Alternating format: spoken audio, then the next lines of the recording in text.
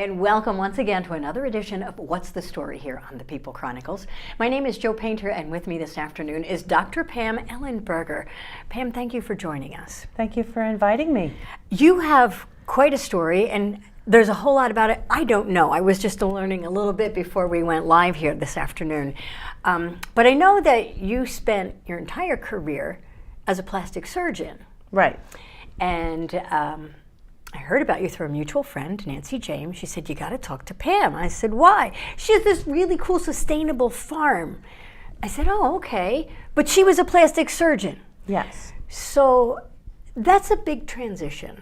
It was. And it was a big transition. And that's a lot of study to be a plastic surgeon. That's a large portion of your life in school and a successful plastic surgeon, and then this jump. How did that come about? When I was in my late 40s, heading for 50, I went and talked to a life coach. And I had done that once before, and it became pretty clear during that conversation that I was ready to move on to something else. And because it was a private practice, not employed, it was a 5-year transition. Oh.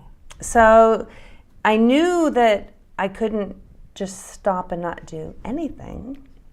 So I spent a lot of time researching and thinking, and I love to knit, and wool makes me itch.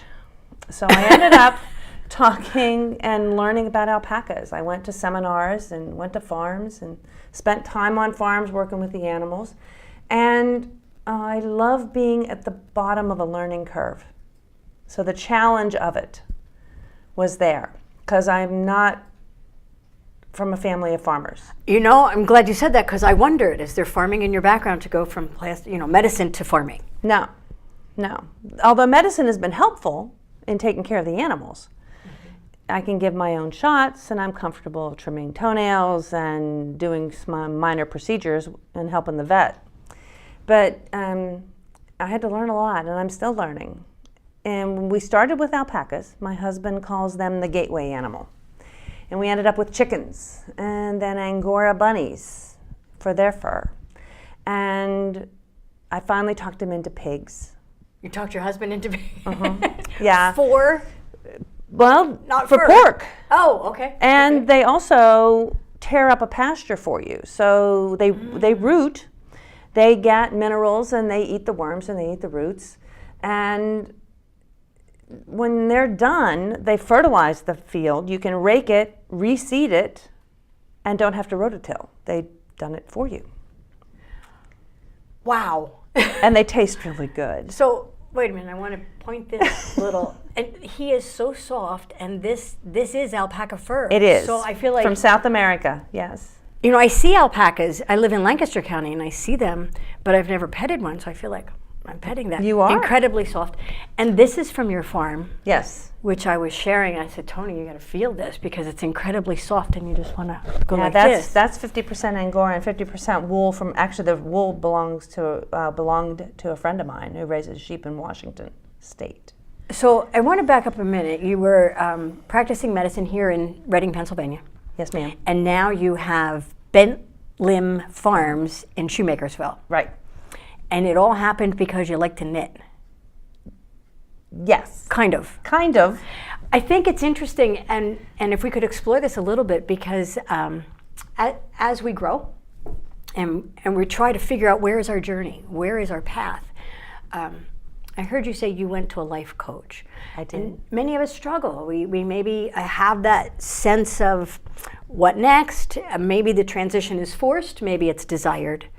And you sought out some help for that. Yes.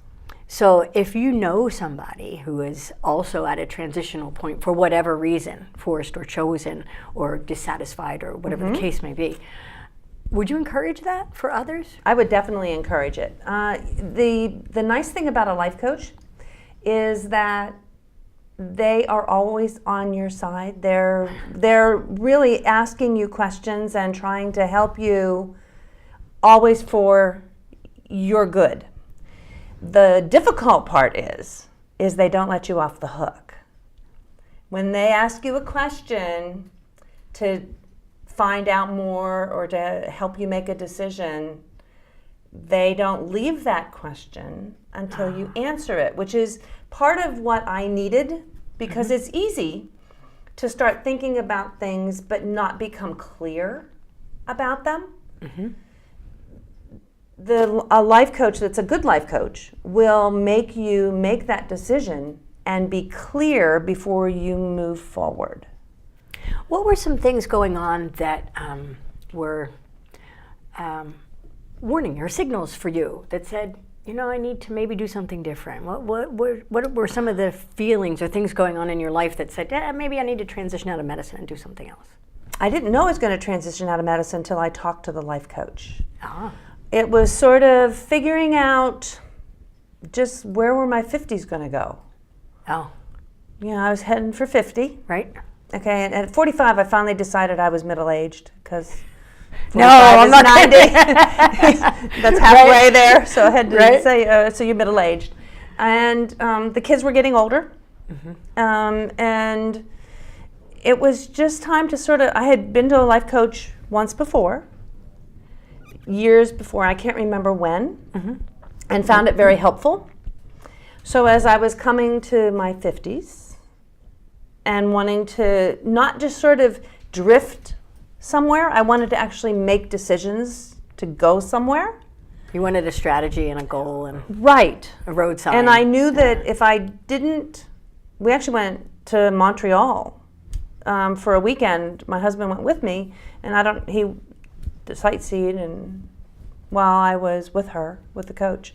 But it was a very productive but difficult weekend, because, like I said, she wouldn't let me not answer questions. Yeah, which is healthy. Yes. And those answers led you to Bent Limb Farms, which sounds like it's a partnership with you and your husband. Well, we laugh because he's still practicing medicine. Okay. And the role we have is I break it, he fixes it. Oh, that's nice. Yes, it works. Yeah. I break things, he fixes them. Yes, I really couldn't do it without my husband.